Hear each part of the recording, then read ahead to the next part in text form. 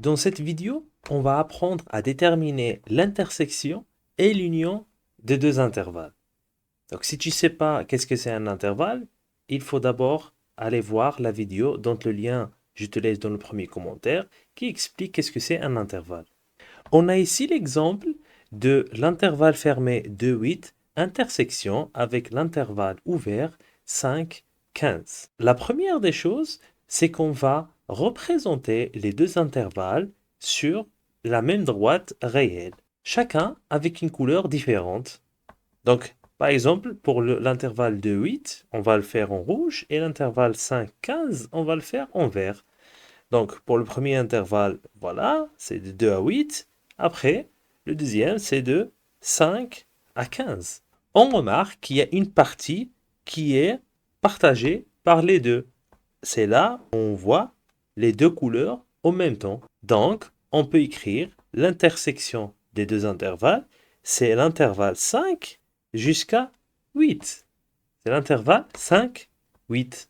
Un autre exemple, si on a l'intervalle ouvert à gauche en -5 et fermé en 0, intersection, l'intervalle fermé à gauche 2 et à droite plus infini. Donc pareil, on va représenter par exemple le -5, 0 en rouge. Après, on va représenter le 2 plus infini en vert. Qu'est-ce qu'on remarque ici?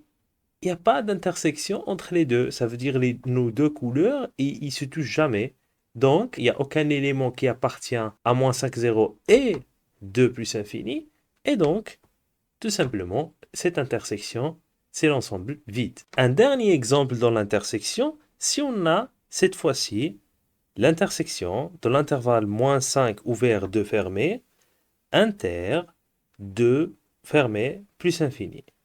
Donc pareil, on va représenter le premier en rouge, -5 jusqu'à 2, et après en vert, le 2 plus infini.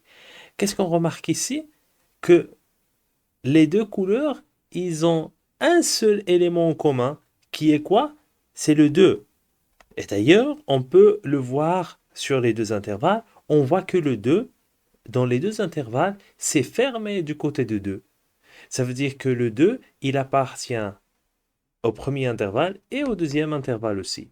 Et donc ici, l'intersection, c'est ce qu'on appelle le singleton 2. Ça veut dire qu'il y a un seul élément. Donc l'intersection dans ce cas-là, ce n'est pas un intervalle, mais c'est juste un seul élément, qui est le 2. Maintenant, on va voir un exemple de l'union.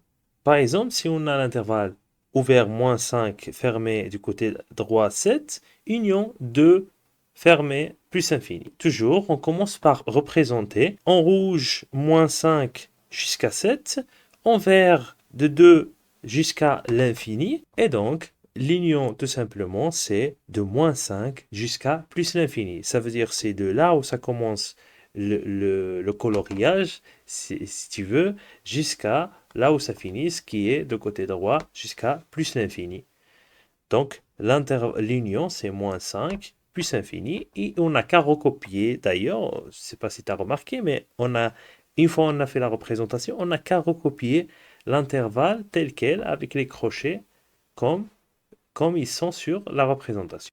Un autre exemple qui est un peu différent de celui-là, si on a l'union de ces deux intervalles. Donc aussi on va représenter le premier intervalle -5, 0 fermé, puis on va représenter l'intervalle 2 plus l'infini, et donc ici, qu'est-ce qu'on va faire?